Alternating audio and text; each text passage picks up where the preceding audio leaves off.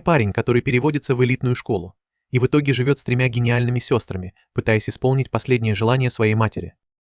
История начинается с обычного парня по имени Ю, которого переводят в элитную академию Сека только потому, что его мама была легендарной выпускницей этой академии. Ю выходит на боксерский ринг и терпит поражение от вице-капитана клуба боевых искусств, который называет его «жалким слабаком». Увидев его неудачное выступление, толпа тоже не сдерживается и осыпает его оскорблениями. Интересно, как такой бестолковый парень мог быть сыном Сабары Аес? Ю встает на ноги, пытаясь воодушевить себя воспоминаниями о своей покойной матери, красотой и актерским мастерством которой восхищались во всем мире. Субара была настолько талантлива, что окончила престижный международный университет с отличием.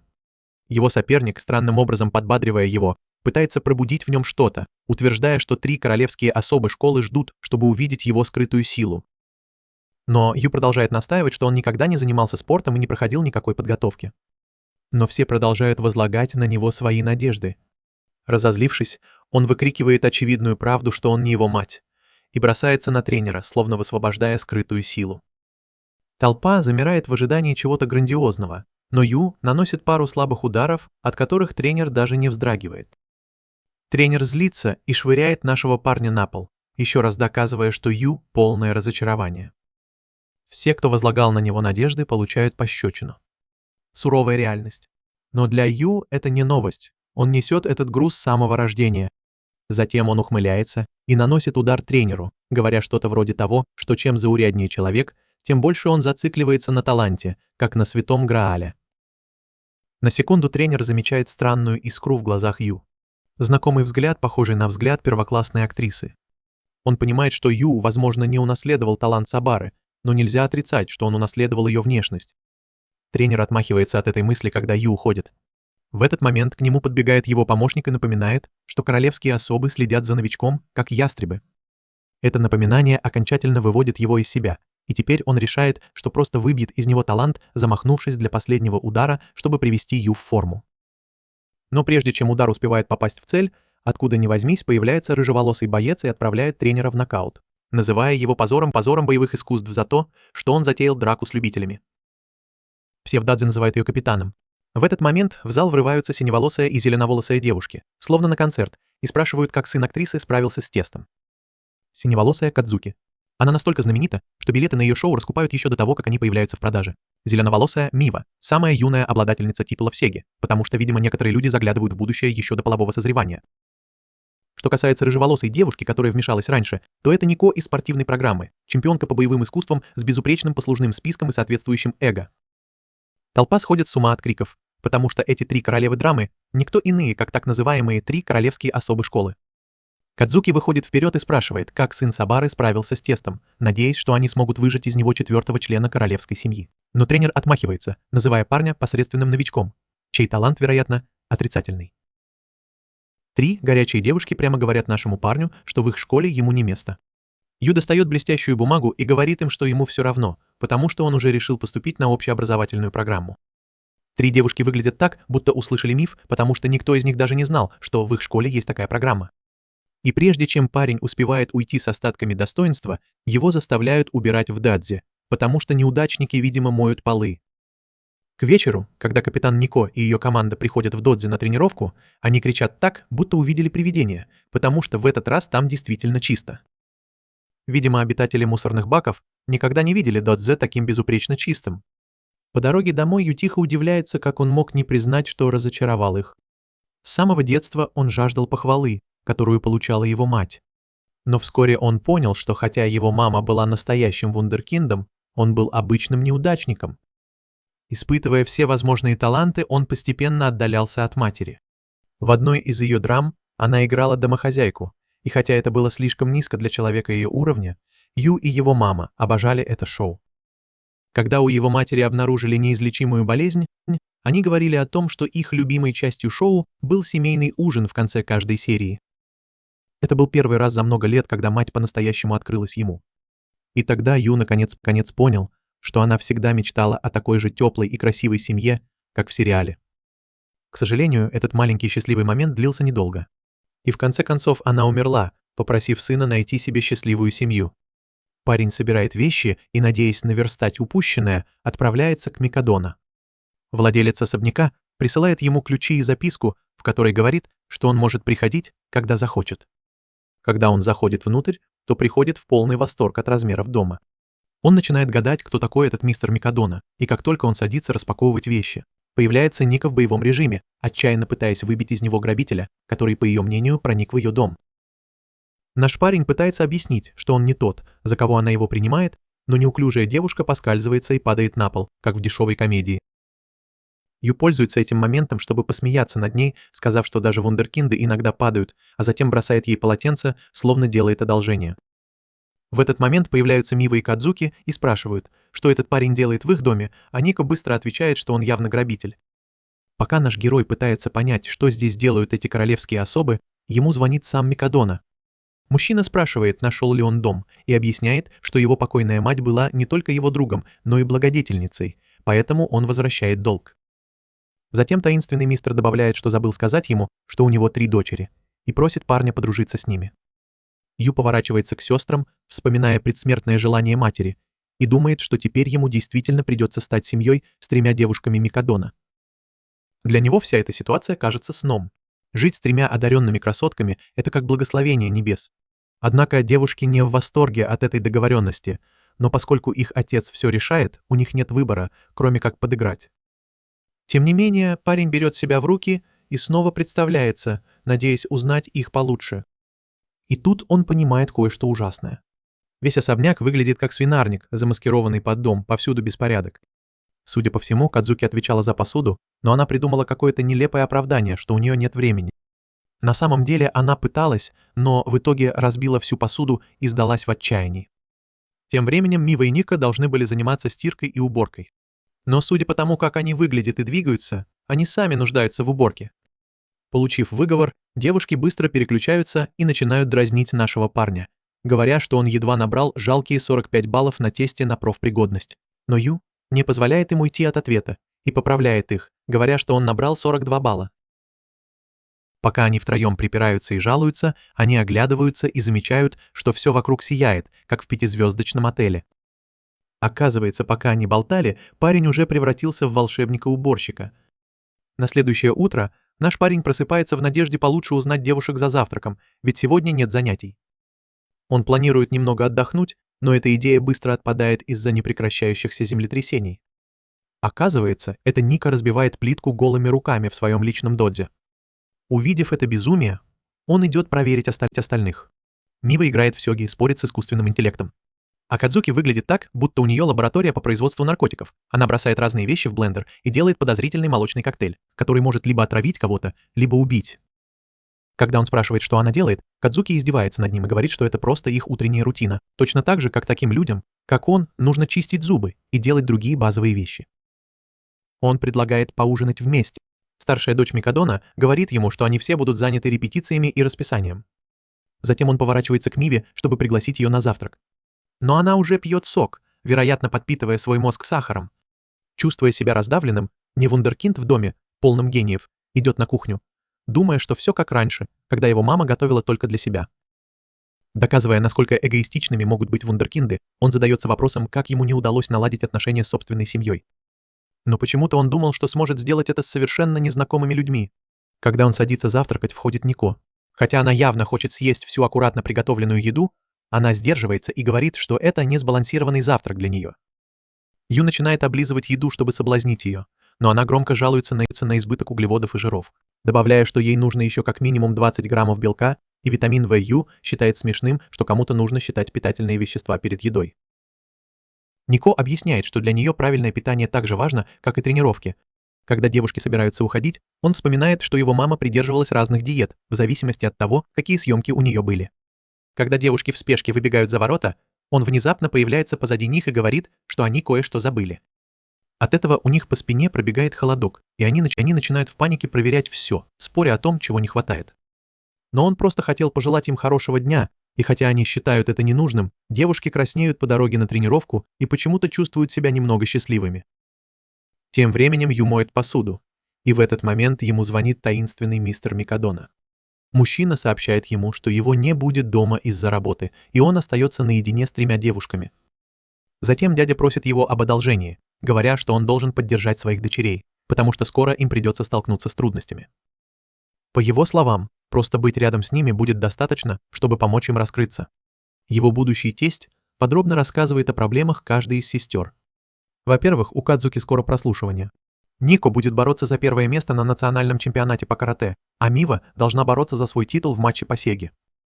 Услышав, что его шансы на успех возрастут, если он поможет девушкам, Ю очень обрадовался и повесил трубку. Сделав глубокий вдох, Ю задумался, чем он, бесполезный, может им помочь с телосложением чихуахуа и мозгами пылесоса. Он сомневается, что сможет помочь вундеркиндам, которые не отдыхают даже по выходным. Но тут до него доходит, что если они потерпят неудачу, их будут называть неудачниками, как и его всю жизнь. И чтобы с ними этого не случилось, он клянется, что никогда не позволит им страдать. Он начинает с того, что отправляется в путешествие, чтобы понять каждую из девушек и завоевать их сердца семейными ужинами. Когда солнце садится, Нико возвращается домой с тренировки, выглядя очень подавленной, и тут ее сердце выскакивает из груди, потому что она совсем забыла, что у нее под одной крышей живет раб-мужчина. Ю берет немного супа из кастрюли и очаровательно облизывает его, как священный нектар, заставляя Нико занервничать, а затем предлагает ей попробовать его стряпню. Но она самодовольно отказывает ему и говорит, что ей не нужны его сливки, потому что она принесла свои. Закончив принимать ванну, она выходит, похожая на королеву, и видит, что малыш готовит что-то настолько вкусное, что даже камень чувствует запах через дорогу. Ю просматривает десятки кулинарных книг и запоминает каждую деталь, чтобы приготовить идеальный ужин. Наблюдая за тем, как он старается, даже после того, как она отшила его, Нико начинает злиться. В этот момент входит Мива, и Ю улыбается, как гордый шеф-повар, объявляя, что он собирается подать такой вкусный суп, что у нее пальчики на ногах подогнутся. Видя, что он ведет себя как полный придурок, девушки думают, что он просто болтает.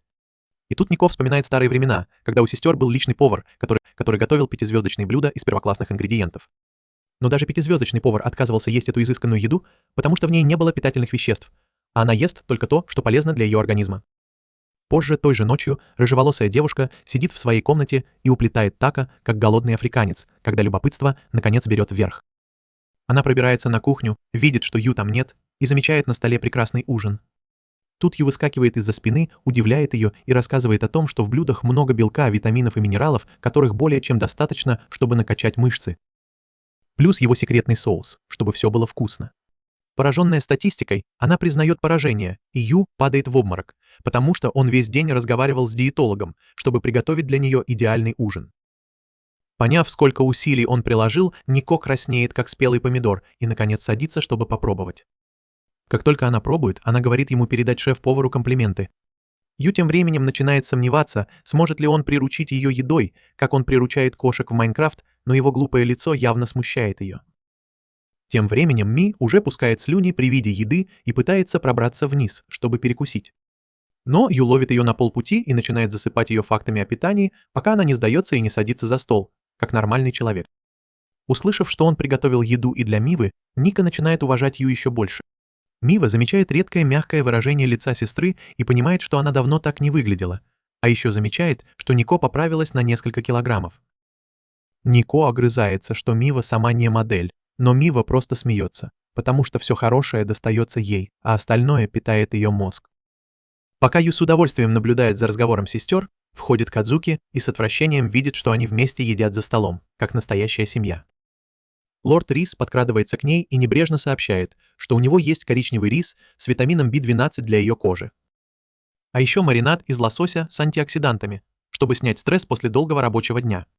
Его предложение почти срабатывает, но она холодно отказывает ему и не поддается его чарам, как ее слабовольные сестры.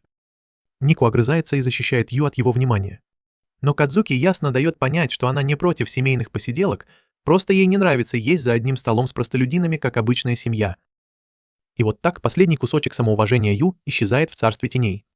Увидев, что он выглядит так, будто его бабушка только что умерла, Ника берет тарелку из его рук и начинает есть, чтобы подбодрить его. Но Ю мгновенно приходит в себя и строго предупреждает ее, что если она продолжит воровать дополнительные порции, то действительно превратится в пухлого плюшевого мишку. Мива не понимает, хочет ли он, чтобы они ели его еду, или нет, а у Нико чуть не случается аневризма от его неуважения. Ю вежливо заявляет, что его работа — следить за всем, что попадает в ее организм, и его возмутительные слова чуть не заставляют Ника взорваться от смущения. Прошло 3 дня с тех пор, как Ю переехал к сестрам Микадона. Но, несмотря на его неустанные усилия, Кадзуки по-прежнему отказывается есть то, что приготовлено его грязными руками. Вспоминая приказ отца помочь девочкам раскрыть свой потенциал, Ю включает своего внутреннего Лилуша и придумывает план А. Во время перерыва по коридорам разносятся пронзительные крики, когда толпа девушек окружает Кадзуки-симпай, как мотыльки, осыпая ее похвалами. У Ю отвисает челюсть от того, насколько она популярна, но он готовится к встрече и с широкой улыбкой машет стае. Девушки сразу узнают в нем бездарного бездельника.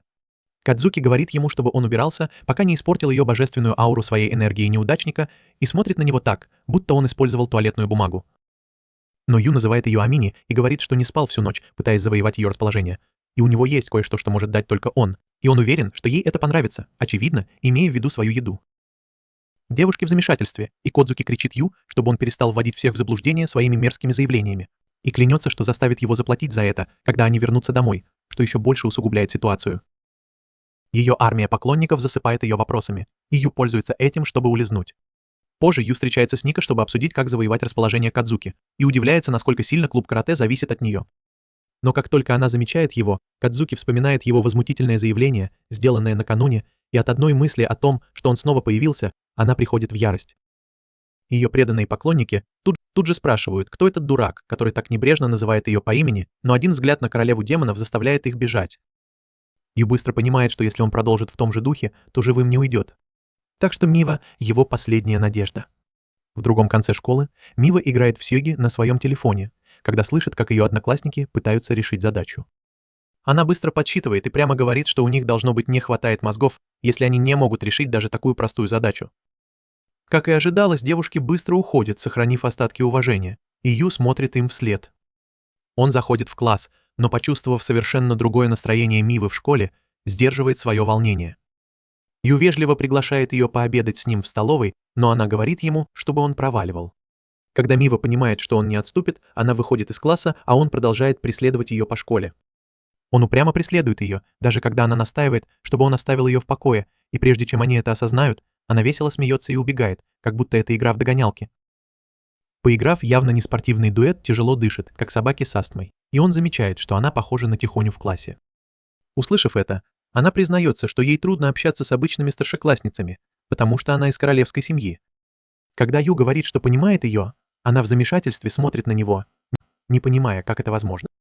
Сев с уверенностью, он говорит, что он тоже из королевской семьи, точнее, из королевской семьи с низким интеллектом, и что он неудачник, несмотря на очаровательную внешность, унаследованную от его потрясающей матери.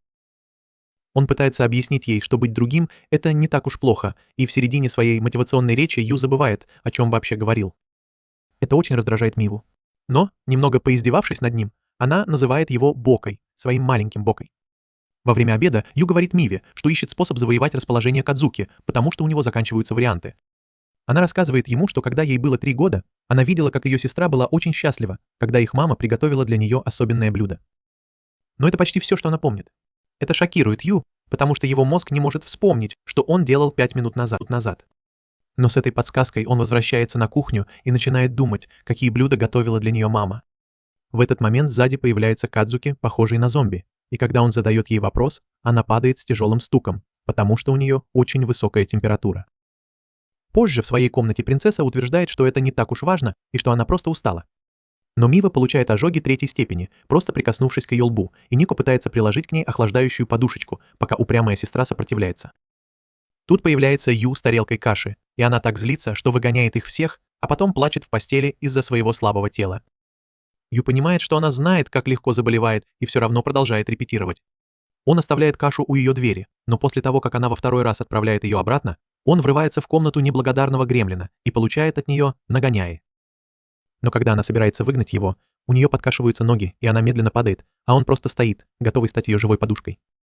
Затем она спрашивает его, почему он не оставляет ее в покое. А Ю отвечает, что хочет, чтобы она поскорее выздоровела и не пропускала репетиции, и даже предлагает давать ей частные уроки. Кадзуки серьезно сомневается в его способностях, но он хвастается, что дебютировал, когда ему было 2 года, и утверждает, что он ее сэмпай с 4-летним стажем. Прочитав сценарий, он берет на себя роль принцессы, а Кадзуки играет принца. Но как только он произносит первую строчку, более жесткую, чем утренний стояк, она захлопывает дверь перед его носом. Наш парень говорит ей, что что просто разогревался, а потом признается, что его мама водила его на бесчисленные прослушивания, и он провалил каждое из них. Это ее очень злит, и она говорит избалованному ребенку, что он никогда не поймет, что такое тяжелая работа. Но на следующий день он возвращается, перечитав сценарий, и снова получает отказ. На третий день он приходит после 10 репетиций, но от его ужасной игры у нее кровь из ушей идет.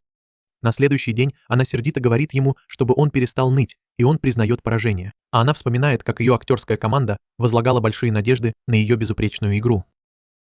Кодзуки решает встать с постели, чтобы не терять время. Но когда она видит, как Ю репетирует в гостиной, она удивляется, насколько он все еще плох, несмотря на все усилия, и это заставляет ее улыбнуться. На следующее утро она снова слышит его ужасную игру, но на этот раз решает подыграть. В этот момент Ю показывает блестящую игру, которая шокирует их обоих. Он плачет от того, что наконец-то заставил маму гордиться им после 14 лет неудач, и Кодзуки радуется, что этот дурачок так счастлив из-за одной строчки. Это так ее радует, что она говорит ему, что позволит такому простолюдину, как он, приготовить ей еду, но при одном условии. Ю спрашивает, что это за условие, но она ведет себя очень застенчиво, как будто собирается показать ему историю своего браузера в режиме инкогнито. А потом вдруг выпаливает список того, что она не хочет есть, и Ю понимает, что она слишком стесняется признаться, что она привередлива в еде. На следующий день у Мивы и Нико одновременно начинаются припадки, когда они видят, как Кадзуки спокойно ест приготовленную Ю еду и думает, что наступает конец света. Ю хвалит ее за то, что она доела суп как хорошая девочка, но она говорит, что съест все, что угодно, если там не будет моркови. Тогда он шепчет, что все время кладет в суп тертую морковь, и она дрожит. Сев за стол, он наконец-то вздыхает с облегчением, потому что ему удалось уговорить сестер есть то, что он готовит. Однако на следующий день его ждет большой сюрприз. Им не нужно, чтобы он готовил для них, потому что девушки будут большую часть дня репетировать перед важным событием. Поэтому он неловко желает им хорошего дня, чувствуя себя домохозяйкой, которая только что развелась. Но для него это не новость, ведь его мать тоже часто уезжала на несколько месяцев. Именно поэтому они не смогли сблизиться, как хотели. И снова он чувствует, что расстояние между такими гениями, как они, и такими неудачниками, как он, слишком велико, и хотя отец просил его поддержать их, он не знает, что делать. Глядя в окно, он вспоминает записку, которую мама написала в больнице, сказав, что хочет, чтобы у него была счастливая семья. И тут он понимает, что даже не знает, что такое счастливая семья. Внезапно он вспоминает сериал, в котором его мама играла любящую мать в семейном шоу без драмы и с чистой семейной добротой. Он просматривает 6 томов за один присест, и в одном из них его мама играет самую счастливую роль в своей жизни — ее свадьба. Но он понимает, что все это сценарий, а настоящая семья, в которой он застрял, полная противоположность тому, чего она для него хотела. В этот момент сестры Микадона возвращаются домой и ругают Миву за то, что она такая неряха, потому что выглядит так, будто только что вернулась со смены на угольной шахте. Они видят, как его вытирает слезы, смотря какой-то фильм, и удивляются, что его так расстроило. Мива думает, что это просто очередное семейное шоу. Но когда Кадзуки видит свою маму по телевизору, он понимает, что он все еще ребенок, который очень скучает по маме, хотя Ю просто развлекался. С серьезным выражением лица она уверяет его, что ему не нужно так много работать и быть отцом-домоседом, чтобы они чувствовали себя семьей, и Мива ее поддерживает. Ника говорит, что он может быть нахлебником, потому что они с самого начала не ждали от него многого, но это его злит. Ю признается, что он так много работает, потому что не пытался сблизиться с мамой, думая, что они слишком разные, и потом пожалел об этом. Поэтому он хочет наладить отношения и не хочет упускать шанс насладиться счастливой семейной жизнью с ними. Все 3 сестры пугаются, когда слышат, как он говорит о счастливой семье. А Ника бормочет себе под нос, что счастливые семьи — это фантазия, которая существует только на телевидении. Но вскоре Дир все же соглашается и спрашивает, как они могут быть семьей. В это время главный герой на экране делает предложение героине и целует ее, заставляя зрителей визжать. После этого Ю чувствует, как сестры Микадона пронзают его душу своим взглядом, а потом впадает в панику из-за безумного плана маленького человечка. Кадзуки отрицает это, она на секунду представила, что выходит замуж, а Ника пытается убедить себя, что лучше будет тренироваться, чем выходить замуж за неудачника, а Мива думает, что ей промыли мозги этой глупой любовной сценой. В этот момент Ю объявляет, что уже сделал свой выбор, и называет имя Нико, заставляя ее замереть на месте. Он воодушевляется и говорит, что они должны знать дни рождения друг друга. 3 сестры в шоке, когда он объясняет, что Ника учится в том же классе, что и он, поэтому как член семьи он должен знать, кто она, его младшая сестра или старшая. Это снова сбивает девушек с толку, и они говорят нахлебнику, чтобы он оставался в мусорном баке, где ему и место. Позже в ванной Нико все еще смущена, когда слышит его низкий голос, доносящийся из кухни. Она выбегает, думая, что кто-то вломился, но обнаруживает, что он расстроен, потому что не осталось хлеба для бутербродов. Нико огрызается на него, чтобы он перестал плакать из-за таких мелочей, как он. Но когда она понимает, что почти голая, она смущается и врезается прямо в Миву. Ее умная сестра сразу замечает, что она слишком красная для того, кто только что вышел из ванны. Мива начинает анализировать все возможные сценарии, которые могли бы так ее смутить, когда появляется Ю с кучей полотенец. Ее гормоны зашкаливают, когда он касается ее руки, поэтому она роняет полотенце и начинает издеваться над ним. Из-за этого Ю думает, что его наказывают за то, что он нахлебник. Увидев, что у Мивы тоже гормональный сбой, Нико спрашивает, не влюбилась ли она в этого маленького негодяя. Но Мива сразу же понимает, что это тоже, и начинает отчитывать ее за то, что она случайно призналась. Пока Ю молча складывает полотенце в зоне боевых действий, наблюдая, как две сестры ссорятся. Кадзуки вздыхает и говорит своим младшим сестрам вести себя соответственно своему возрасту. Ю просит ее помочь убрать кастрюлю на верхнюю полку, и очаровательная принцесса спрашивает, нужно ли ему что-нибудь еще после того, как она закончит. Когда Ю благодарит ее с очаровательной улыбкой, она ведет себя спокойно, потому что это явно не заставило ее растаять. Пока ее сестры не замечают этого и не начинают спорить, кто из них самый большой влюбленный идиот. В конце концов, Ю устает и говорит им всем прекратить, потому что они семья. Он также признается, что понятия не имеет, из-за чего они ссорятся, и девушки смотрят на него с разочарованием. Когда они уходят, он вздыхает и замечает, что они оставили всю гостиную в беспорядке. Убирая, Ю тихо размышляет, что реальная жизнь никогда не будет такой идеальной, как в телевизоре. Но даже тогда ужин, который они разделили, останется в его памяти навсегда. Он мечтает о счастливой жизни с ними. И тут он находит неожиданное сокровище – фотографию 3 очаровательных маленьких девочек Микадона. Он сразу же влюбляется в них и удивляется, как они превратились в то, что есть сейчас. Он хотел бы сделать новую фотографию под цветущей вишней и решает спросить, кто забыл эту фотографию. Но когда он спрашивает сестер, все трое сразу же захлопывают дверь перед его носом. Это только усиливает подозрение Шерлока, что одна из них что-то скрывает. И если кто-то хранит эту фотографию, значит в глубине души кто-то из них скучает по старым добрым семейным дням, как и он. Однако на следующее утро все 3 сестры расходятся, прекращая его частное расследование, не успев оно начаться. Тем не менее, он впечатлен тем, что эти вундеркинды путешествуют по всей стране и решает узнать больше о том, где проходят их мероприятия. И тут ему везет. Позже вечером Ю подогревает молоко, чтобы помочь Кадзуки лучше уснуть, но Мива и Нико явно раздражены, потому что забыли забронировать номер в отеле. И тут их вечер озаряется сарказмом, когда он говорит, что уже забронировал для них отель. Он протягивает им 2 отдельные карты и нахально желает им приятного отдыха, потому что выбрал для них 5-звездочный отель. Минни в восторге и дуется, что не может есть нормальную еду 2 дня. И Нико соглашается. Тогда нахальный гремлин спрашивает, не говорит ли она, что не может прожить без него ни дня. Ее щеки краснеют, как розы, и самодовольный гоблин широко улыбается и говорит, что будет рад присоединиться к ним. Позже, на турнире по сеге, Мива побеждает своего соперника за считанные секунды, и все поражены ее талантом. На выходе женщина сообщает ей, что ее следующий матч будет против мастера 4 класса, так что это может быть непросто. Но Мива уходит со скучающим видом и думает о том, чтобы потренироваться с Ай в отеле. И тут ее завораживает потрясающий вид цветущей сакуры. Она вспоминает счастливые моменты из детства и возвращается в отель, но тут ее челюсть отвисает, когда она видит, как переодетые Кадзуки регистрируются на стойке. 2 сестры сразу же начинают расспрашивать друг друга, и в этот момент входит Нико и в шоке роняет сумку. Наконец, поняв, что к чему, Мива спрашивает у пламенной головы, не в том ли городе проходит ее турнир. Ю появляется с самодовольным видом и говорит, что это неправильно, когда 3 сестры даже не знают, куда едут друг друга. Он с гордостью сообщает, что поскольку они не разговаривают, он нашел время, чтобы они это сделали. Сестры приходят в ярость, когда узнают, что он забронировал им 1 номер. Но Ю просто притворяется, что сделал им огромное одолжение, дав им возможность поболтать по девичьи всю ночь. Оставив это в стороне, они спрашивают, что он здесь делает, и Ю объявляет себя их официальным гидом по фестивалю, тайно планируя сделать семейное фото, хотят они этого или нет. Однако сестры не поддерживают его глупую идею, и он пытается убедить их, что есть знаменитый храм, куда они могут сходить помолиться об удаче. Нико отмахивается, говоря, что она не неудачница, как он, которой нужна удача. Но Ю утверждает, что даже лучшие вундеркинды из Голливуда ходят туда, потому что вера открывает новый уровень уверенности. К тому же это отличный способ отвлечься от унылой рутины.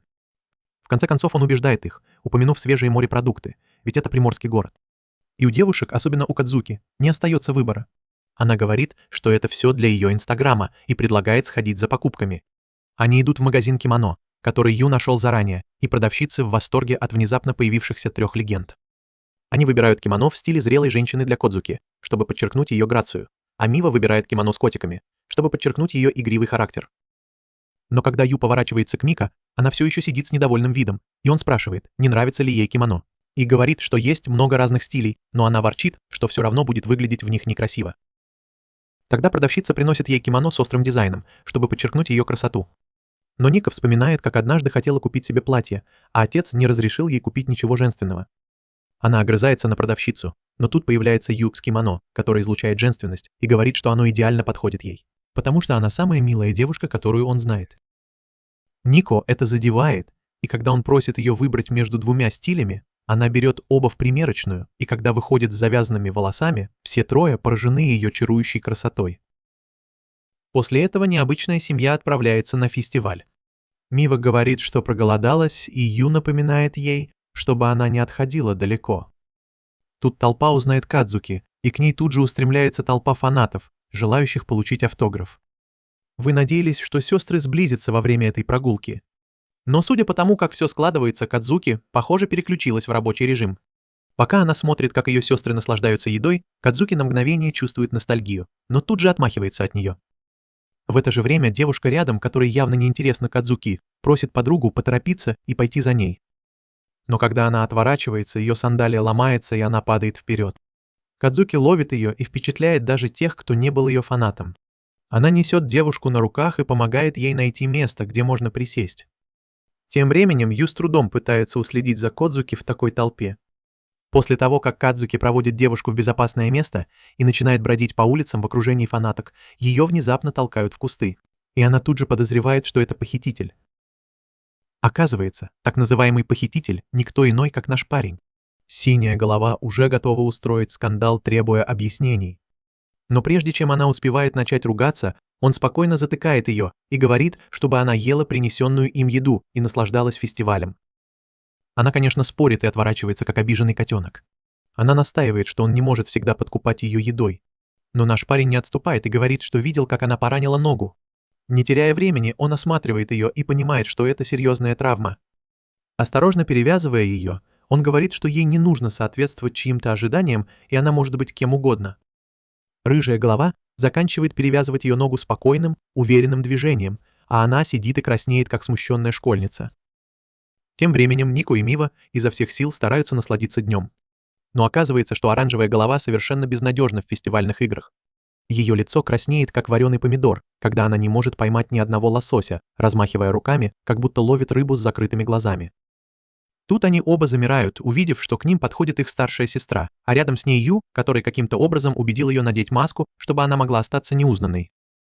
Ю предлагает сыграть. Он объединяется с Кадзуки, а Нико и Мива остаются вдвоем.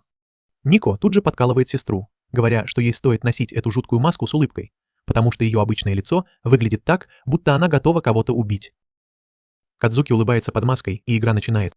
Ю первым ловит рыбу, за ним Мива, которая тут же кричит, что это нечестно, и обвиняет сестру в жульничестве, потому что она еще даже не поймала свою рыбу. Ситуация быстро выходит из-под контроля, и соревнование превращается в настоящую драку между сестрами.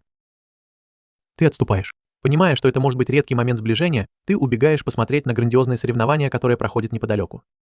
Судя по всему, задача состоит в том, чтобы перепрыгнуть через платформы в форме лотоса и добраться до ворот Тории, что, честно говоря, похоже на игру для суперлюдей. Победитель не только получает невероятную удачу, но и делает неловкое селфи с золотым стражем храма. Ведущие тоже настроены серьезно, утверждая, что если поставить это селфи на заставку телефона, то удача будет сопутствовать тебе, и даже дают странную гарантию. Ты просматриваешь старые фестивальные фотографии сестер и понимаешь, что это то самое соревнование, в котором они когда-то выиграли и получили эту статую.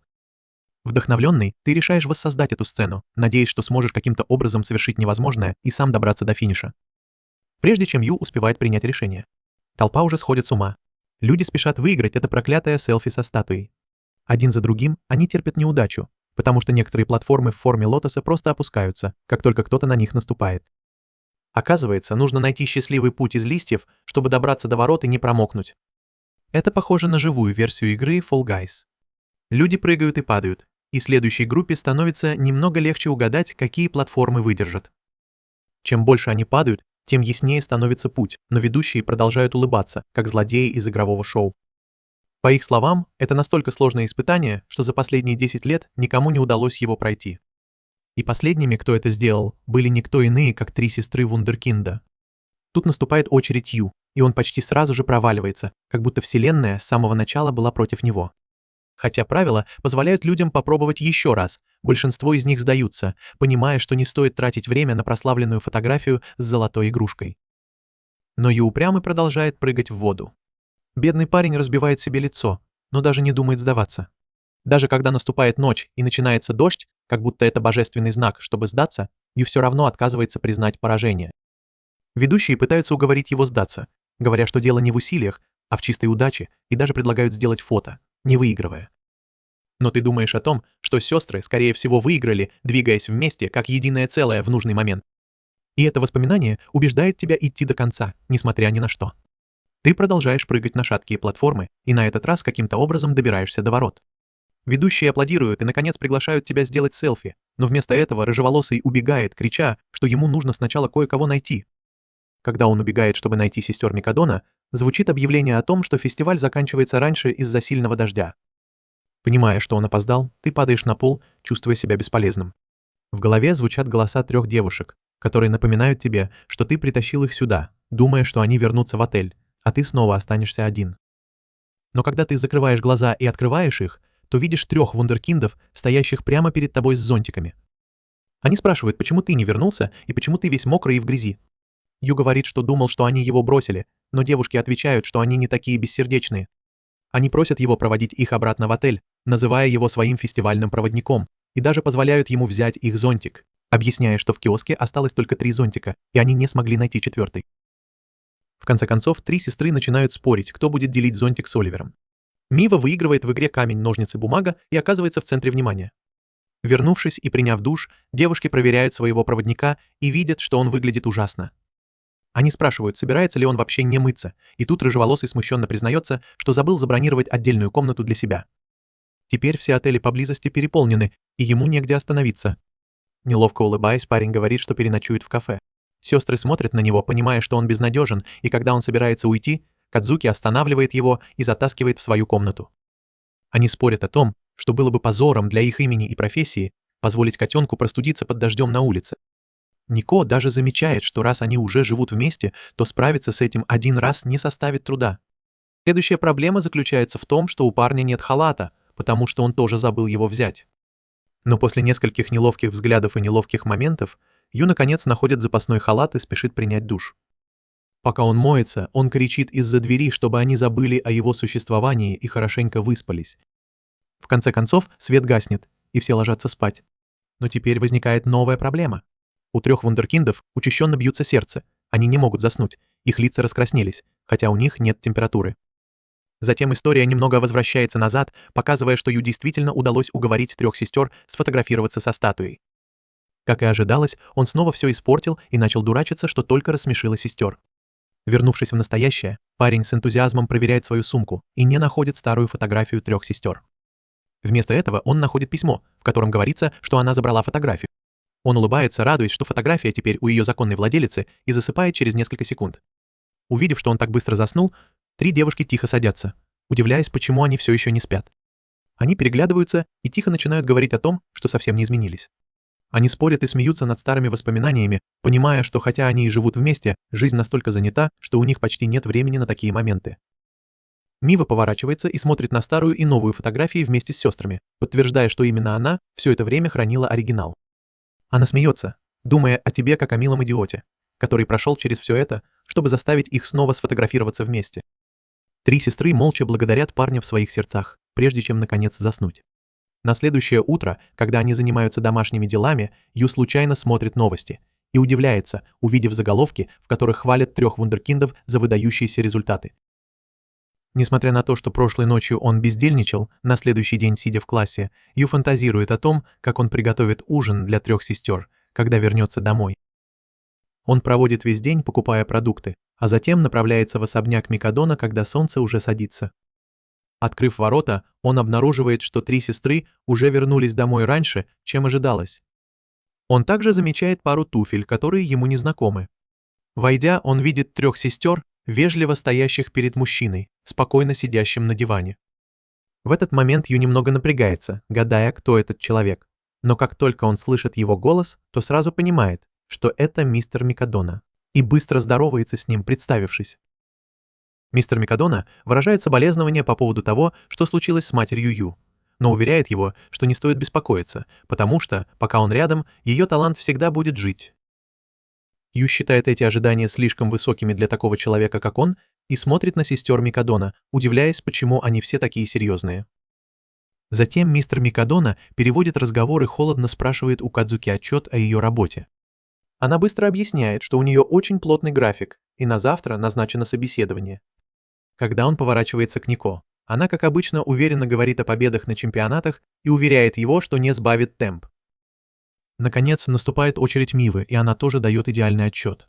Когда Ю собирается что-то сказать, Микадона встает и прерывает его, говоря, что отчеты о работе уже обсуждены, и он уходит. Ю останавливает его и спрашивает, не хочет ли он присоединиться к ним за ужином, так как он собирался приготовить для них еду. Не отвечая, Микадона подходит к маске, лежащей рядом. Ю объясняет, что они ходили на фестиваль в выходные. Микадона становится серьезным и спрашивает, чья это была идея. Парень с восторгом рассказывает, как он их туда отвел, и что сестры оказались в одном месте, и что это был тот же фестиваль, на котором они были в детстве. Микадона поднимает маску к лицу, а затем ругает Ю за то, что он помешал успеху его дочери. Ю рассказывает о том, как им повезло во время посещения фестиваля. Но Микадона отмахивается, говоря, что верит только в упорный труд, а не в удачу. Он подходит к Ю и резко напоминает ему, какой он бесполезный и жалкий, несмотря на то, что он сын талантливой актрисы. Он ломает маску пополам и называет тебя никчемным, утверждая, что бездарным людям не место в его доме. Продолжая оскорблять его и крепко схватив за плечо, сестры, наконец, заступаются за тебя. Они спорят с отцом, объясняя, что, хотя у тебя нет больших достижений, ты делаешь все по дому, от уборки до готовки, чтобы они могли сосредоточиться на своей карьере. Кадзуки твердо добавляет, что они могут совершенствовать свои таланты только потому, что он поддерживает их за кулисами. Когда Микадона спрашивает, почему они защищают такого посредственного человека и действительно ли он им нужен, сестры краснеют и неловко оправдываются. Тем не менее, они продолжают утверждать, что хорошо ладят с тобой и у них крепкая связь. Однако их отец остается непреклонным и говорит, что в семье Микадона нет места для общения. Он напоминает им, что они уже не дети, и запрещает им больше ходить на фестивали. Он говорит им сосредоточиться на улучшении результатов и уходит. Ю тихо спрашивает, присоединятся ли они к нему за ужином. Но Нико оборачивается и мягко извиняется, говоря, что у них больше нет времени наслаждаться его вкусной едой. Проходит неделя, и все, кажется, возвращается на круги своя, как было до того, как ты начал жить в особняке. Но после встречи с их отцом ты наконец понимаешь, почему эти девушки так усердно работают над совершенствованием своих талантов. И все это из-за их строгого воспитания. Он вспоминает, как сестры наконец начали ладить друг с другом. В тот вечер все в клубе возвращаются домой. Кроме Нико, которая остается допоздна, чтобы потренироваться, как раньше. Оказывается, она приходила домой пораньше только на ужин, но теперь вернулась к своему обычному расписанию. Когда она делает перерыв, чтобы поесть, еда кажется безвкусной после того, как она привыкла готовить. Кадзуки чувствует то же самое, когда смотрит на свой полезный смузи, полный питательных веществ, но больше не может заставить себя его выпить. Даже Мива кажется не в своей тарелке, потому что ее обычные закуски уже не такие вкусные. Все три девушки чувствуют себя потерянными, не понимая, почему они больше не могут вернуться к прежнему образу жизни. Тем временем даже ты чувствуешь себя подавленным и хочешь, чтобы все вернулось на круги своя. Он вспоминает теплую семью из телешоу, в котором снималась его мать, и решает, что хочет создать что-то подобное. Эта мысль дает ему новую мотивацию. На следующее утро, когда три сестры выходят из дома, Нико понимает, что ты не поприветствовал их своим обычным веселым голосом, и это ее расстраивает. Позже, в школе, когда наступает время обеда, Нико открывает сумку, чтобы достать протеиновый батончик, но вместо этого находит упакованный ланч. Ее лицо становится красным, как помидор, и то же самое происходит с двумя другими сестрами, каждая из которых находит аккуратно упакованную еду. Когда одноклассники Нико спрашивают, не собирается ли она это есть, и предлагают им взять это себе. Она твердо отказывается и говорит, что съест все сама. Тем временем Ю спит на своем блокноте, совершенно измотанный после того, как проснулся в 4 утра, чтобы приготовить им еду. Позже, когда он обнаруживает, что их ланчбоксы совершенно пусты, он улыбается про себя, зная, что им понравилась еда. Вечером три сестры зовут тебя и серьезно говорят, что хотят стать твоими помощниками. Сбитый с толку, ты спрашиваешь, почему они вдруг заговорили о кораблях. Но сестры не в настроении шутить. Они напоминают тебе, что их отец предупредил, что выгонит тебя, если ты не проявишь себя. Поэтому они предлагают, что если ты поддержишь их в предстоящих испытаниях, они готовы принять тебя в свою семью. Они объясняют, что ждет каждого из них, и говорят, что им нужна твоя помощь, чтобы справиться со всем этим. Взволнованный этой идеей, Ю обещает, что будет готовить им обед каждый день, потому что они семья. Но сестры поправляют его и четко объясняют, что он всего лишь помощник. На следующий день, когда сестры Микадона собираются уходить, Ю вручает им упакованные ланчи. Кадзуки сообщает ему, что они вернутся домой около 7 вечера, так что он может приготовить ужин и для них. Он провожает их своим обычным теплым пожеланием, и по какой-то причине этот простой жест заставляет всех троих покраснеть как помидоры. Как будто в этот момент все становится на свои места. Позже, во время тренировки, Кадзуки надевает парик и неловко пытается работать над своей женственностью. Но тут внезапно появляются две женщины и пугают ее до смерти. Пока Ника тренируется, у нее звонит телефон, и она быстро отвечает, но слышит, что ее тренер только что вернулся из заграничного турне и хочет с ней встретиться. В то же время маленькая Мива усердно тренируется, но ее тренер сбивает ее с ног. Тренер спокойно напоминает ей, что скоро ей придется выбрать, по какому пути она хочет идти. К тому времени, когда сестры Микадона возвращаются домой вечером, у каждой из них в голове крутится много мыслей.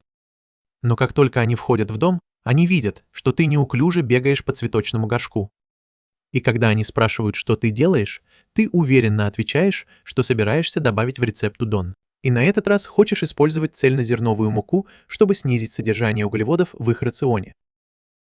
Пока ты все объясняешь, ты вдруг поскальзываешься и падаешь, сильно ударившись, что заставляет девочек немного посмеяться, прежде чем уйти, сказав, что они все равно придут к тебе на ужин.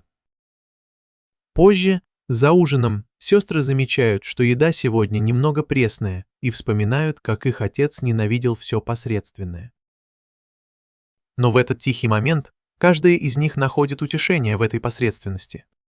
Позже, когда Ю моет посуду, входит Кодзуки и предлагает помочь. Она говорит, что пытается работать над своей женственностью. Ю замечает, что мытье посуды не имеет ничего общего с женственностью. Но она настаивает и все равно присоединяется. Когда ты говоришь о прослушивании, Кадзуки вдруг немного паникует, признаваясь, что впервые играет женскую роль и, наверное, поэтому так нервничает. Тут она замечает бинты на руке Ю и спрашивает, что случилось. Ю объясняет, что он не очень хорошо готовит и часто обжигается. Они еще немного болтают, пока Ю вдруг не поскальзывается и у него не идет кровь из носа.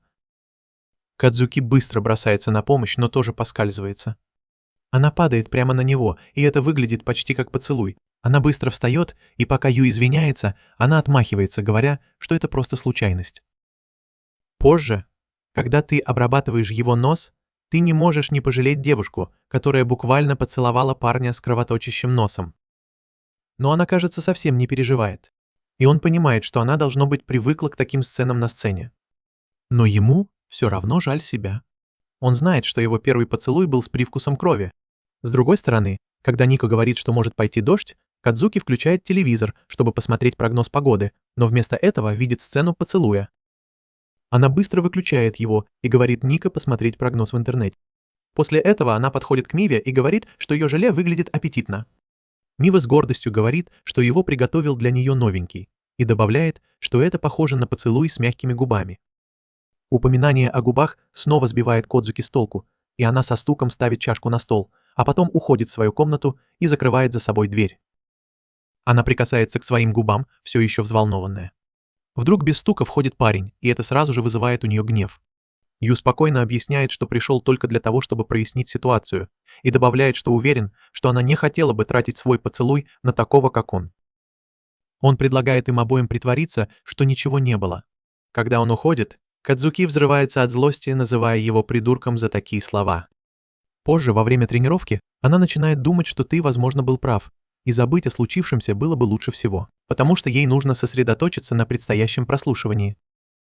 Она пытается репетировать свою женскую роль, но у нее ничего не получается, потому что все, что она делала до сих пор, больше похоже на принца, чем на девушку. Во время следующей репетиции, снова играя роль принца, она внимательно смотрит на девушку, с которой репетирует, и вдруг понимает, чего ей не хватало в предыдущей роли. Когда сцена переходит в поцелуй, она вспоминает свой недавний несчастный случай и отпрыгивает назад совершенно смущенная. Режиссер тут же останавливает ее и спрашивает, что происходит, напоминая, что все, что происходит в ее личной жизни, в конечном итоге повлияет на ее выступление на сцене. Позже, вечером Кадзуки подходит к Ю и говорит, что ее тренировки стали сложнее. Поэтому ей нужно, чтобы он приготовил ей еду, повышающую выносливость. Когда Ю встает и задергивает шторы, она вдруг спрашивает, свободен ли он в это воскресенье. Он подтверждает, и она подходит немного ближе, смотрит ему в глаза и уверенно говорит, что хочет пойти с ним на свидание в это воскресенье. Ю краснеет, услышав это, и начинает думать, не попал ли он в такую ситуацию из-за того поцелуя. Тем временем две другие сестры подслушивают и краснеют, явно ревнуя. Миве трудно поверить, что это может быть настоящее свидание. Но Ника говорит ей перестать думать об этом, потому что это действительно похоже на настоящее свидание.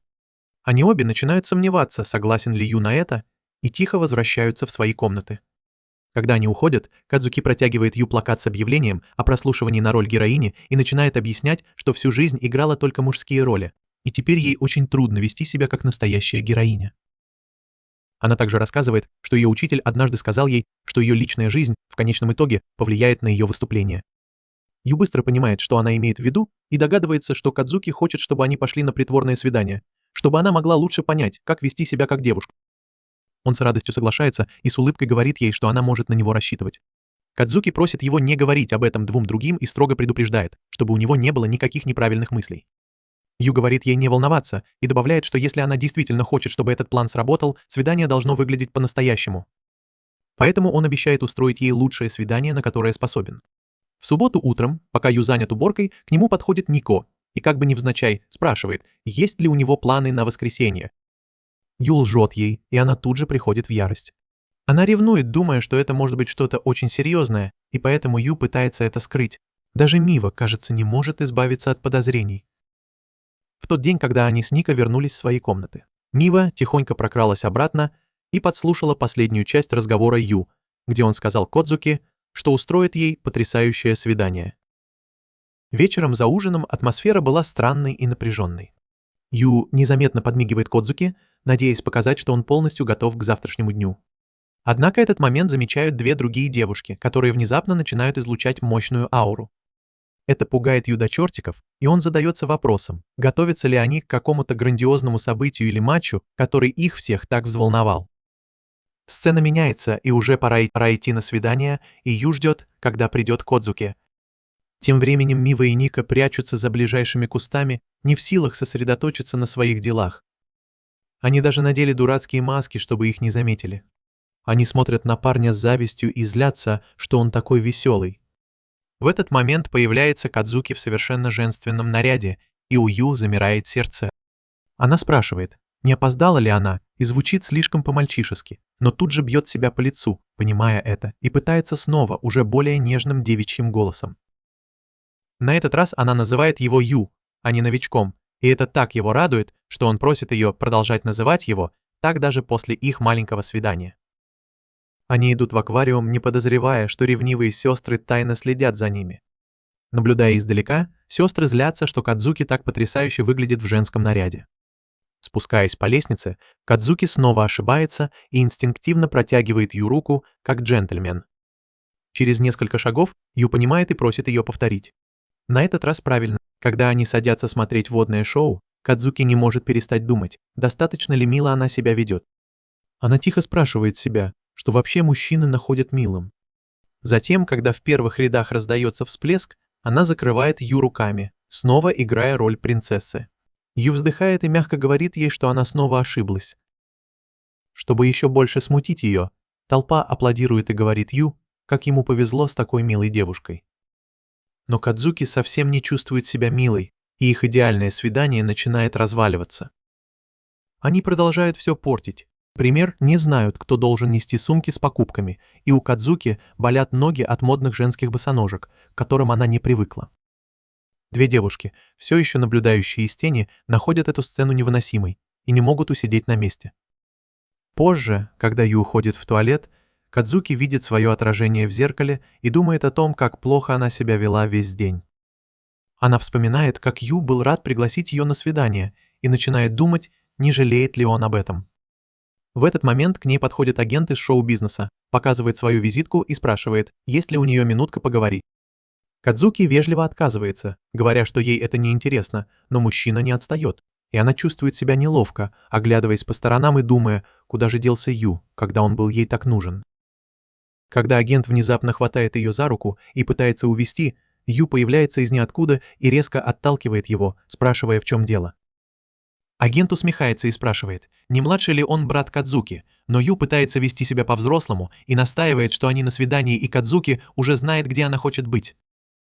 Когда его спрашивают, что это, Ю запинается, придумывая ответы и выдвигая все более абсурдные предположения, даже говоря, что Кадзуки хочет стать реформатором в правительстве. Агент возражает, что ей лучше быть моделью. И Кодзуки начинает понимать, что Ю такой же безнадежный, как всегда. Ю вдруг заявляет, что агентство не может ее заполучить, потому что он собирается сделать ее своей женой. Хотя агент считает это детской глупостью, Ю смело повторяет, что они будут вместе, несмотря ни на что. Толпа вокруг них замолкает, услышав это предложение. Когда агент наконец уходит, Ю неловко извиняется и просит Кадзуки забыть все, что он только что сказал. Но по ее лицу видно, что она этого не забудет. Затем он берет ее за руку, удивляясь, какая она теплая, и уводит ее. А две ревнивые сестры наблюдают за ними с растущим беспокойством, что это все-таки может стать идеальным свиданием. Через некоторое время Ю понимает, что держит Кадзуки за руку, даже не задумываясь об этом. И теперь ни один из них не хочет отпускать друг друга.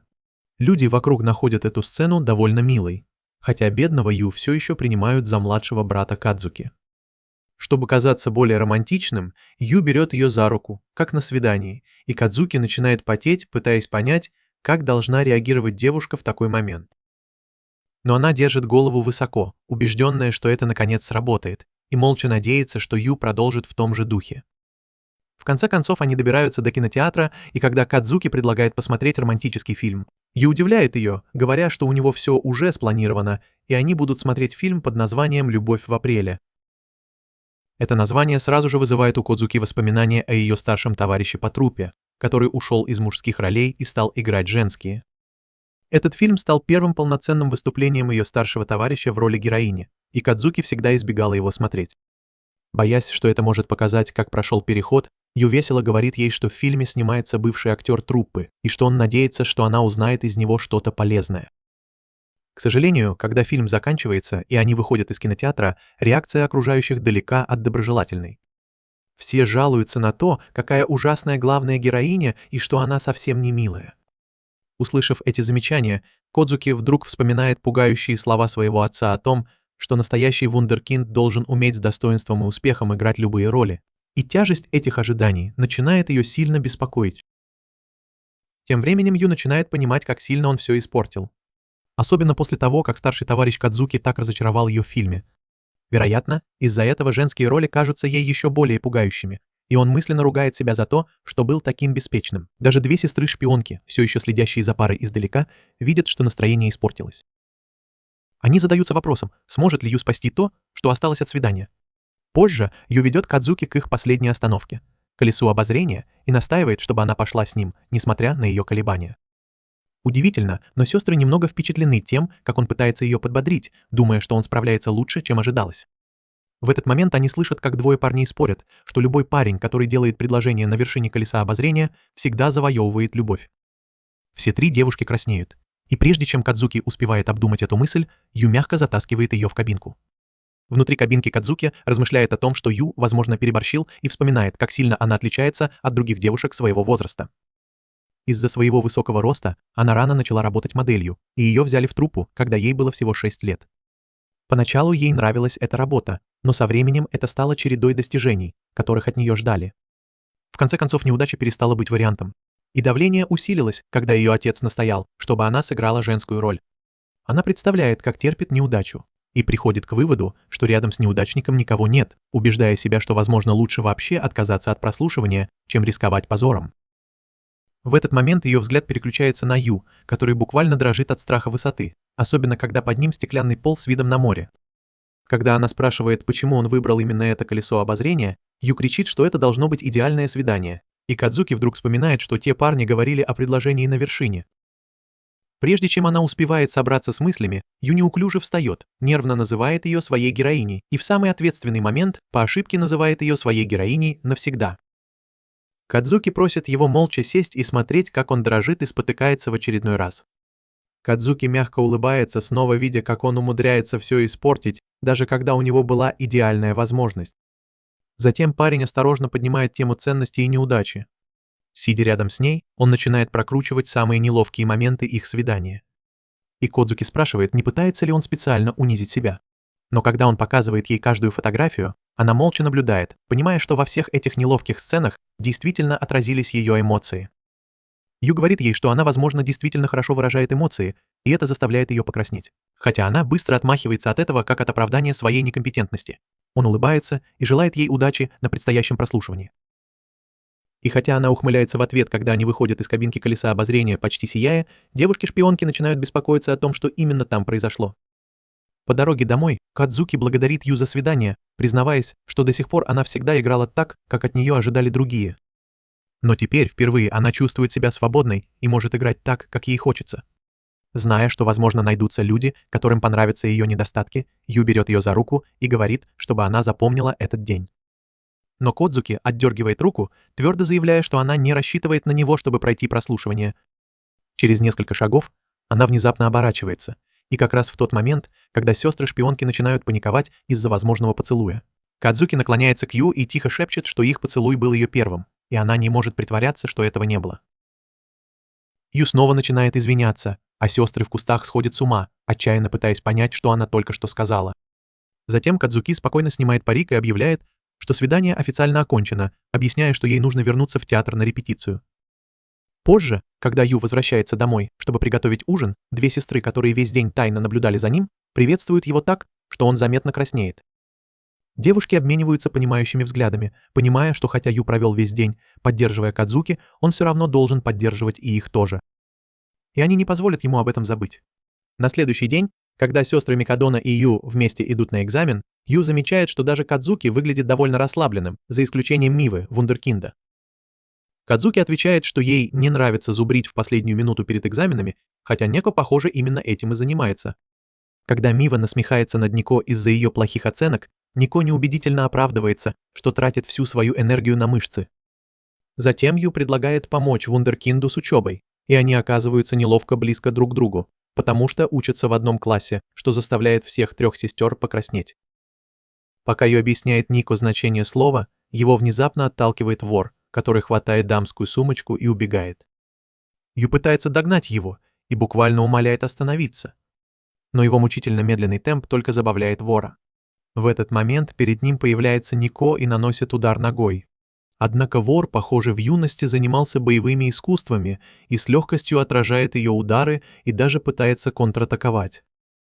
Пока Ю беспокоится за Ника, две другие сестры остаются спокойными, уверенные, что их сестру так просто не победить. Используя стену, чтобы оттолкнуться, Нико наконец наносит сильный удар и сбивает мужчину с ног. Она поднимает украденную сумочку и говорит вору, что он позорит боевые искусства.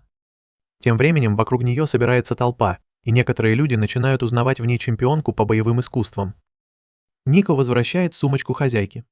И пока она пытается скрыть синяк, Ю подбегает к ней и быстро роется в своей сумке в поисках бинта.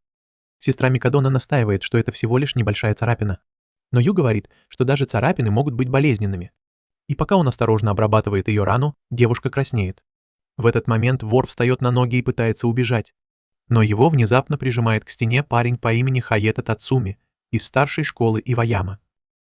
Толпа возбужденно перешептывается о том, что Хаета чемпион страны. Сестры Микадона вспоминают, что этот вундеркинд часто бывал у них дома. Нико называет его своим старшим и спрашивает, что он здесь делает. Новый парень обращается к Нико по имени, что заставляет Ю занервничать, прежде чем он наконец признается, что пришел забрать ее. По мере развития сюжета команда каратистов Иваямы знакомится с командой Сейки, и обе стороны готовы провести неделю вместе, тренируясь. Все выглядят взволнованными, но команда Сейки возражает против присутствия Хаета, требуя знать, что он здесь делает. Сцена немного сдвигается назад, и становится ясно, что Ю пошел с ними, потому что хочет присмотреть за новым парнем. Когда он спрашивает команду об этом вундеркинде, они говорят ему, что Нико и Хаета тренируются вместе в одном дадзе. Но они предупреждают, что он плохой парень, потому что постоянно привлекает внимание всех девушек, что раздражает парней из Сейки. В этот момент Нико бросает вызов новому вундеркинду. И хотя он сначала отказывается, когда она настаивает, он улыбается и соглашается, и начинается поединок. Команда Сейки болеет за Нико, надеясь, что она победит. Но у нее не очень получается. Переведя дыхание, сестра Микадона понимает, что ее старший достиг совершенно нового уровня по сравнению с ней и просит о реванше. Но Ю встает перед ней и говорит, чтобы она остановилась. Он говорит, что она совсем расклеилась, затем поворачивается к старшему и ругает его за то, что он не был снисходителен к младшему. Позже, когда Нико и Ю тусуются, Нико пытается смягчить его враждебность к Хаета, говоря, что он ее герой. Она рассказывает, как, когда мистер Микадона впервые привел ее в додзи, она легко победила всех старших мальчиков, а они в отместку попытались напасть на нее. Перед тем, как ее избили, она закрыла глаза, а когда открыла их, Хаята спас ее и избил всех до полусмерти. Она добавляет, что Хаята уехал в среднюю школу. И с тех пор они встречались только на национальных соревнованиях. Но он всегда был для нее сильным источником мотивации. Ю понимает, что даже у Ника есть человек, на которого она равняется. В этот момент появляется Хаята и говорит Нико, что внимательно изучил ее способности и предлагает взять ее с собой. Все, включая Ю, начинают волноваться, и когда Ю протестует, Хаята объясняет, что его команда хочет взять Нико с собой в его школу. Парень Исейки возражает, говоря, что в его команде только парни, но Хаята отвечает, что в этом году они стали смешанными. Старший добавляет, что он уже убедил мистера Микадона и просит ее присоединиться, если она хочет стать сильнее. Он утверждает, что все вокруг нее слабее, чем она, и тренировки с ними бесполезны для ее развития. Парни Исейки возражают, что они вовсе не слабые, но они замолкают, когда Хаята предлагает им назвать кого-нибудь из них, кто мог бы помочь Нико стать лучше. Команда Сейки начинает нервничать, понимая, что их капитан все это время их поддерживал. Нико выходит вперед и говорит высокому парню, чтобы он перестал оскорблять ее команду. Она настаивает, что тренировки с ними были для нее хорошей подготовкой, но ее товарищи по команде признают, что Хаята сказал горькую правду. После того, как они признают, что сдерживали ее, Хаята снова предлагает ей пойти с ним. Сцена переносится в вечер. Когда Нико выходит из додзо, Ю следует за ней и спрашивает, может ли он проводить ее домой. По дороге он говорит ей, какая она замечательная, что лучшая школа карате приехала сюда только ради нее. Нико отвечает, что не стоит об этом говорить, но Ю беспокоится, потому что для него важнее всего знать, что она думает об этом предложении. Ника говорит, что ее чувства не имеют значения, и объясняет, что школа-интернат кажется ей идеальной во всех отношениях. Ю беспокоится еще больше, когда узнает, что это школа-интернат и ее больше не будет рядом. Нико начинает думать о том, как бы она сама в прошлом, без колебаний приняла это предложение. Но ее щеки краснеют, когда она думает о Ю. Когда они подходят к воротам ее дома, Ника вдруг выпаливает, что хочет, чтобы они были вместе. В этот момент вся команда Сейки появляется в слезах и кричит, что они чувствуют то же самое и не хотят, чтобы она уходила. После короткой эмоциональной сцены команда убегает в слезах, оставляя Нико гадать, не дураки ли они все. Позже за ужином Кадзуки небрежно говорит Нико, что она может пользоваться ее шампунем и кондиционером, чем сильно удивляет девушку. Ведь одна бутылка этого шампуня стоит не меньше 10 иен. Нико вспоминает, как Кадзуки однажды накричала на нее за то, что она случайно им воспользовалась. Даже Мива ведет себя странно, предлагая Нико свою еду, хотя она из тех, кто никогда ни с кем не делится своими любимыми блюдами. Позже, когда они моют посуду, Ника жалуется Ю, что ее сестры ведут себя с ней непривычно мило. Ю говорит, что новость о ее возможном переводе в школу-интернат дошла до всех, поэтому даже ее сестры не хотят, чтобы она уходила. После душа Нико смотрит на Ю и удивляется, почему он спрашивает только о ее чувствах, но никогда не делится своими. Она понимает, что действительно хочет быть с ним. На следующий день во время тренировки команда Сейки сражается с командой Иваямы и понимает, что если они не станут сильнее, то скоро потеряют своего капитана. Нико подходит к своему старшему и серьезно говорит, что не собирается уходить. Вся ее команда радуется этой новости, но вундеркинд категорически против и утверждает, что в его школе условия лучше, чем в Сейке. Он пытается объяснить ей, что они оба могли бы вместе совершенствовать свои боевые искусства. Но Ника стоит на своем. И когда он спрашивает ее почему, она только краснеет. Хаята говорит ей, чтобы она пришла в его школу после совместной тренировки. Он говорит, что всегда считал ее не просто обычной девушкой. В этот момент шкаф открывается, и из него выскакивает Ю. Он пугает парня из команды Сейки и говорит, что тоже принял решение. Он утверждает, что Нико не придется уходить из школы, если найдется кто-то, кто сильнее Хаята, и неожиданно бросает вызов вундеркинду. Он выпячивает грудь и бьет себя в нее, как горилла, заявляя, что тоже хочет быть с Нико. Его слова заставляют ее покраснеть, и Ю говорит, что победит ради нее любой ценой. Все смотрят на него с надеждой, но потом приходят в себя и понимают, что это просто невозможно. Они пытаются убедить парня хотя бы посмотреть на разницу в размерах, но когда видят его решимость, вся команда Сейки начинает его поддерживать, говоря, что он сын Субару Айса и у него может быть козырь в рукаве. Когда Хаята слышит, что Ю сын великого вундеркинда, он улыбается и замечает, что Академия Сейки, похоже, привлекает вундеркиндов. Однако он дает понять, что не собирается щадить парня. Даже Нико пытается объяснить Ю, что это невыполнимая задача. Но в конце концов она сдается перед его решимостью. Она краснеет, а здоровяк Хаята соглашается на дуэль и говорит, что поединок состоится в последний день совместной тренировки, после чего он заберет Нико с собой. Той ночью Ю начинает тренироваться с Нико после того, как в пылу момента вызвал вундеркинда на поединок. Даже Нико не собирается щадить его, потому что знает, что ее будущее теперь полностью зависит от Ю. Она начинает его обучение с того, что учит его легкому шагу и объясняет, что главное оружие Хаята — его дальний удар, поэтому ему нужна скорость превыше всего. Когда Ю внезапно бросается к ней и пытается застать врасплох, она тут же дает ему отпор, и он падает на землю. Нико приносит ему лед, чтобы приложить к синяку, но Ю не сдается, даже зная, что шансы против него. Он снова говорит ей, что хочет быть с ней, и когда она начинает краснеть как помидор, добавляет, что хочет быть и с ее сестрами, что разрушает все ее ожидания. Ю объясняет, что ему нравится прощаться с ними по утрам. И когда он спрашивает ее, почему она не пользуется этой возможностью, он даже мягко прижимает ее к стене. Она, наконец, выпаливает, что ей тоже нравится его утреннее прощание и что ее сестры мотивируют ее.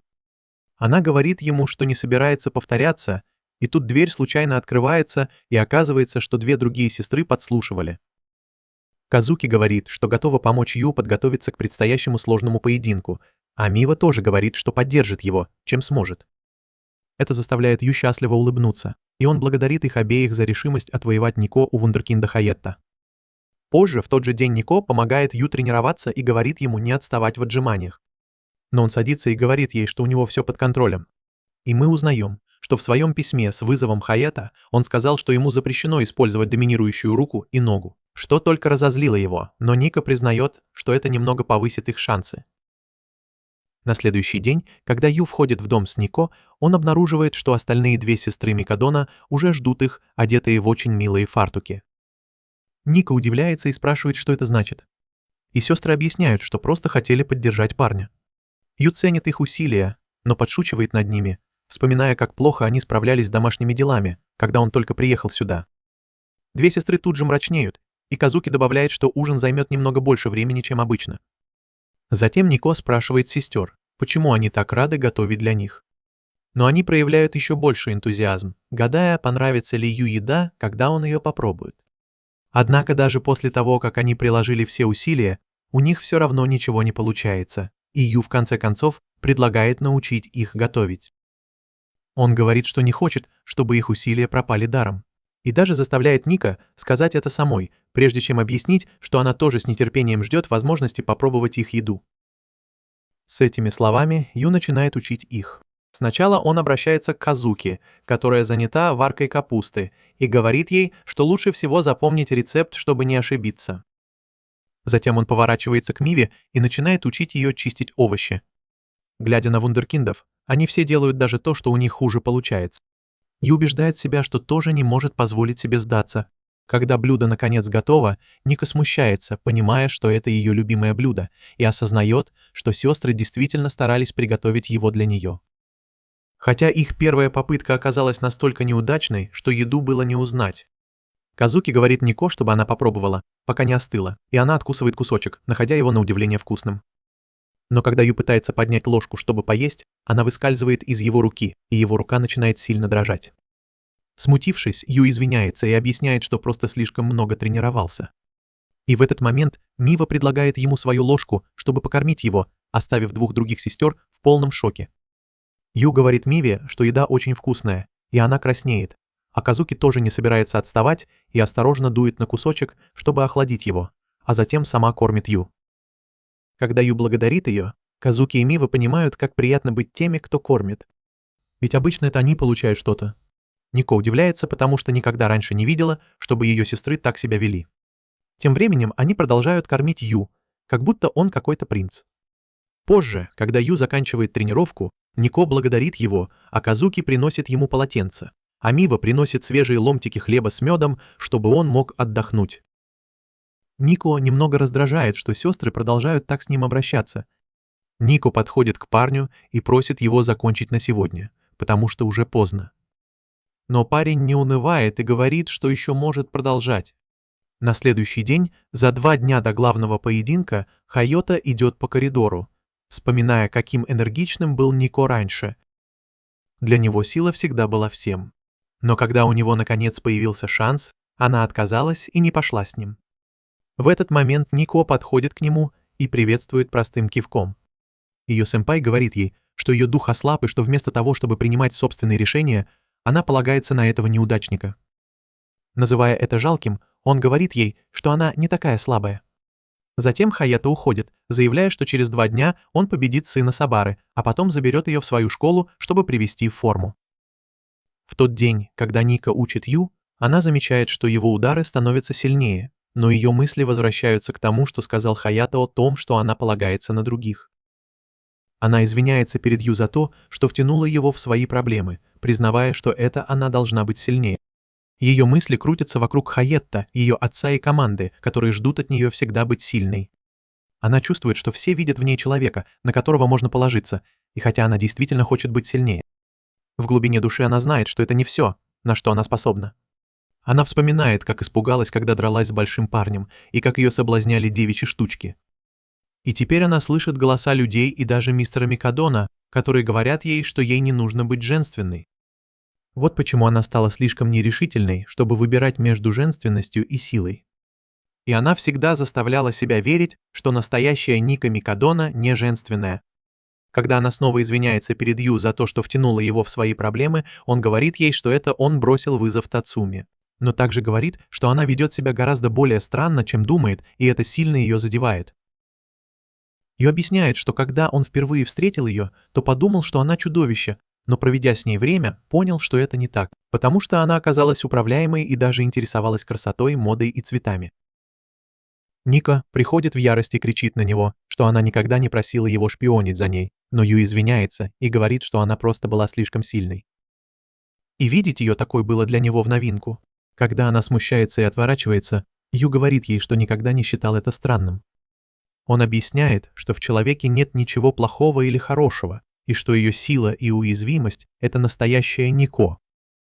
Услышав это, она смущается и бьет его так сильно, что он отлетает и падает на пол. Ника сидит в смущении и признается, что хочет сама принимать решения, но также признается, что ей нужна его помощь. Пока она спорит о том, какая она нерешительная, Ю подходит к ней и говорит, что они вместе сразятся с Хаетта, и просит ее оставить все ему. На следующий день Кадзуки и Мива спешат на репетицию, чтобы поскорее закончить и пойти смотреть бой Ю. На месте боя Ю и Нико стоят перед Хаятто. Хаятто требует от Нико объяснений, что она здесь делает. Но Ю уверенно выходит вперед и требует 2 боя с большим боссом. Он говорит, что если Хаятто хочет забрать Мика, чтобы сделать ее сильнее, то если она победит его, то не будет нужды ее забирать. Заявив это, он низко кланяется Хаетто и просит его позволить ей остаться, даже если он проиграет одному из них. Команда Нико считает поступок Ю дешевым, но чемпион Хаетто не оправдывается и принимает несправедливое предложение. Когда толпа начинает говорить о Ю гадости, Нико волнуется и говорит ему, что он выставляет себя злодеем перед всеми. Но Ю не обращает внимания, говоря, что это часть его плана по защите ее. Ю объясняет Ника, что он будет первым и что его цель — ранить чемпиона настолько, чтобы дать ей преимущество. Ника говорит яснее, спрашивая, действительно ли он хочет быть жертвенным агнцем. Когда бой вот-вот начнется, рука Ю начинает дрожать от страха, и Нико быстро подбегает к нему, берет его за руки и говорит, чтобы он перестал бояться. Когда Ю выходит на поле боя, Хайота клянется забрать Нико с собой. Но Ю не боится и заявляет, что докажет результаты тренировок с Няка за целую неделю. Ю удается вселить в них надежду, и когда кажется, что что-то может произойти, эта надежда рушится, потому что парня мгновенно избивают до полусмерти. Но люди не винят его, потому что он тренировался всего неделю. Ю возвращается к Нико и извиняется за то, что так позорно проиграл. Она говорит ему, что это был правильный выбор, и признает, что он действительно старался всю неделю.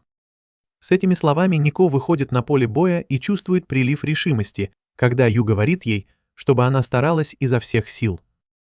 Когда начинается бой, Нико наносит первый удар и начинает с невероятной скоростью. Она знает, что единственный способ победить – это приблизиться к своему сэмпаю, и ей даже удается заставить Хаята защищаться.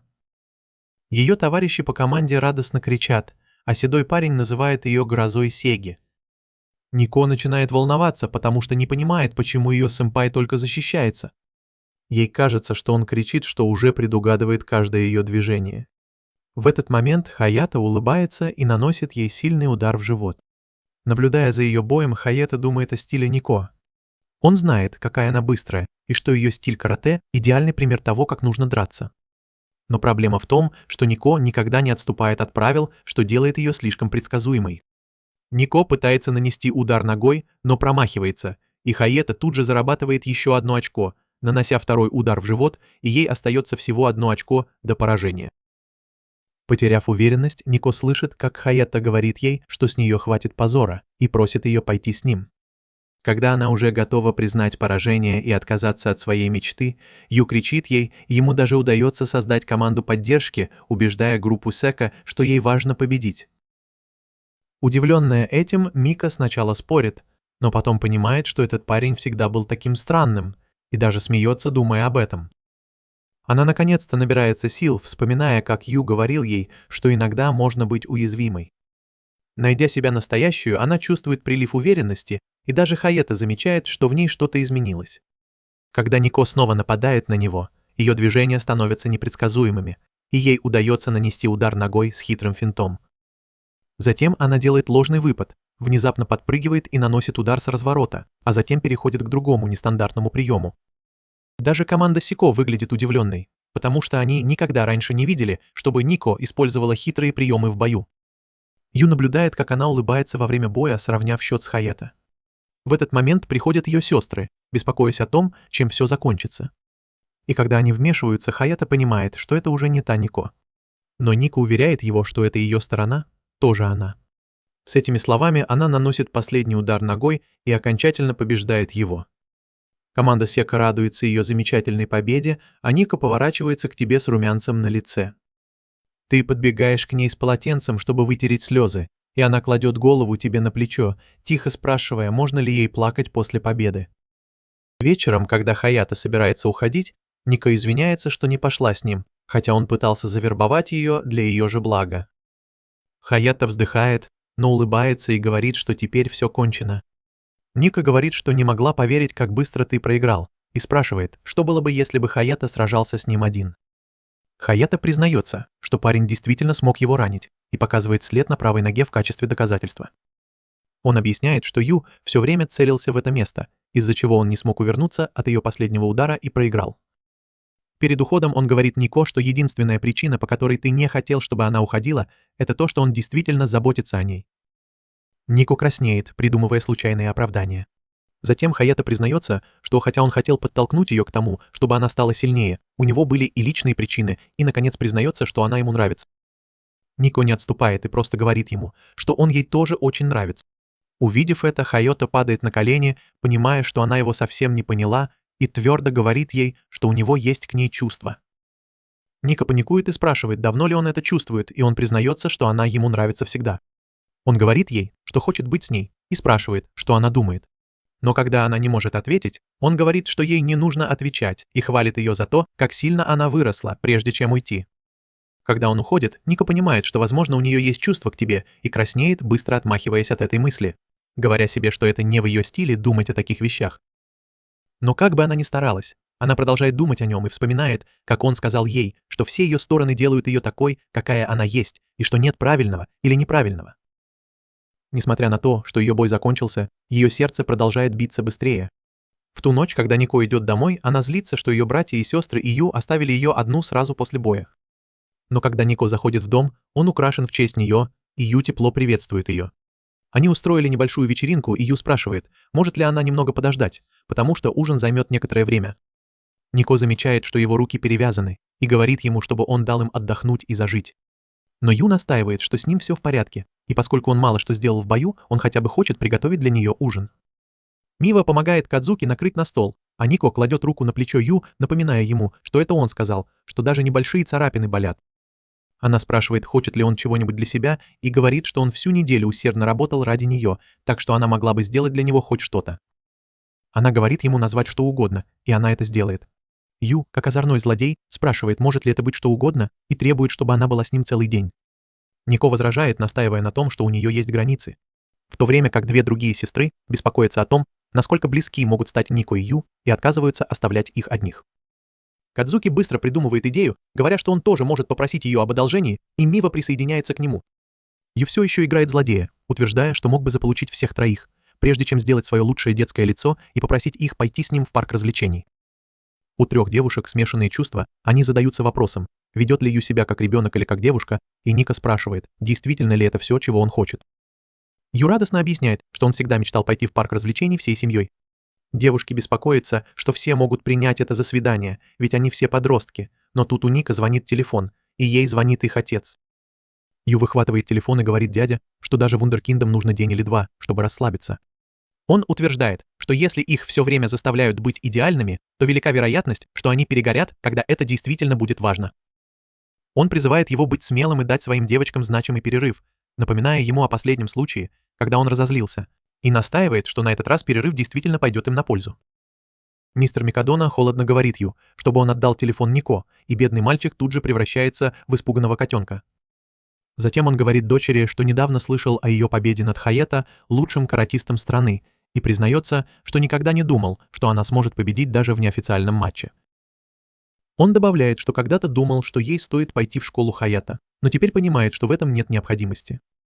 Он хвалит ее, а Кадзуки объясняет, что это только потому, что она превзошла его ожидания. Из-за этого он впервые прислушивается к словам Ю и разрешает им взять выходной. Ю радостно восклицает и объявляет, что в следующее воскресенье они пойдут в парк развлечений. На следующий день три сестры едва могут думать о чем-то другом, так как их мысли полностью поглощены предстоящей поездкой. Когда сцена меняется, наконец наступает день, и Ю ждет трех сестер. Мива появляется первой, закрывает глаза и спрашивает, узнает ли он ее. Ю сразу понимает, что это она, и замечает, что она явно старалась превзойти своих сестер.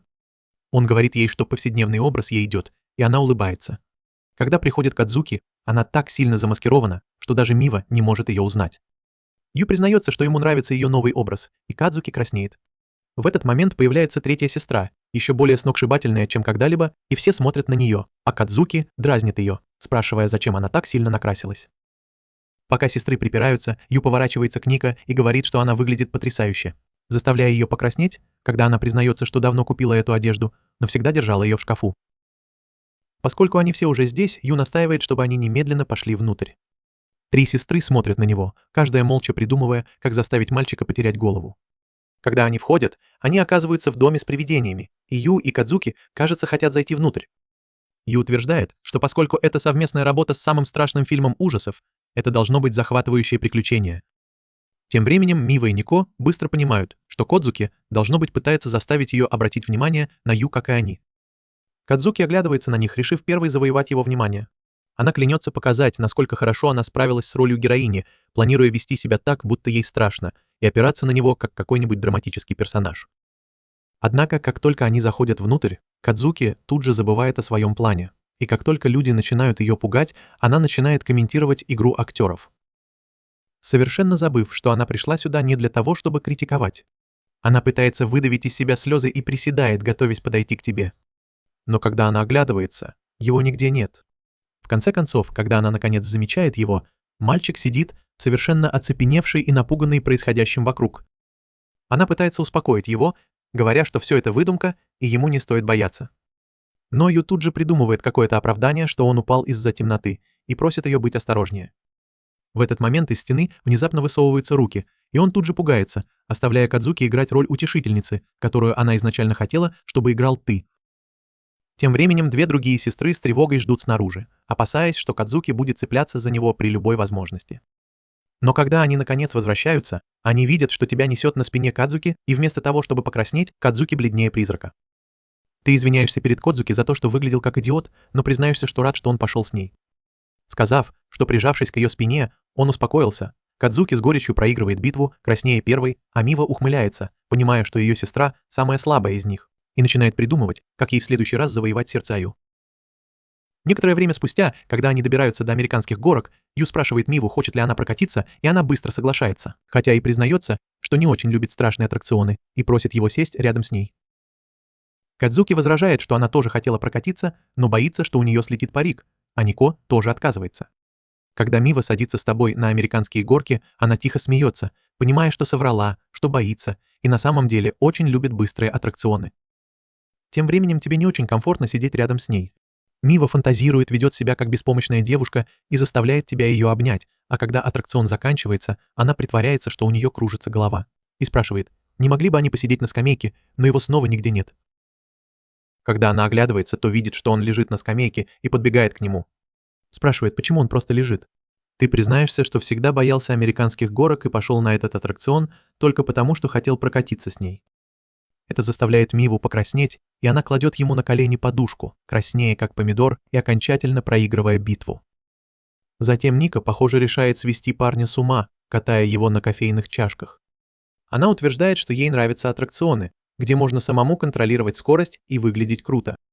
Но в глубине души она планирует, что с ее силой она раскрутит чашку быстрее, чем стиральная машина, и, наконец, завоюет сердце парня. Когда они садятся на чашку, Ю прикладывает слишком много усилий и чуть не врезается в Нико. Она кричит, и когда он действительно подходит слишком близко, она отталкивает его, но едва удерживает за воротник. Две сестры, наблюдающие за ними, понимают, что у Нико никогда не было шансов. После неудачной попытки девушки пытаются заставить парня покраснеть во время еды. Сначала Мива срывает крошечное зернышко с лица Ю и кладет его в рот, надеясь, что он покраснеет. Но вместо этого он делает то же самое с ней, оставляя Миву совершенно красной. Затем наступает очередь Кодзуки, и она приносит напиток с двумя соломинками, надеясь выпить его вместе с тобой, но как только он делает глоток, она кричит ему, чтобы он отошел, и снова портит свой план. Наконец наступает очередь Нико. Но ей так нравится чуррос, что она совершенно забывает о своих намерениях и благодарит тебя за то, что ты помог ей их попробовать. Ни одной из сестер не удалось осуществить ни один из своих планов, и, наконец, пришло время возвращаться домой. Девочки удивлялись, почему ты попросил их пойти с тобой, если сам не мог справиться ни с одним аттракционом, и поняли, что, возможно, он действительно хотел пойти с ними всей семьей. Ника достает телефон и делает селфи, прося его сохранить его на память. Она признается, что отлично провела время, и соглашается, что если бы он не привел их сюда, они бы вообще не пришли. Две другие сестры тоже хвалят парня, говоря, что он отлично справился с ролью их помощника. Все трое благодарят его, и это заставляет парня покраснеть. И сестры понимают, как это было легко. В то время как все это время они придумывали разные сложные планы, которые заканчивались полным провалом.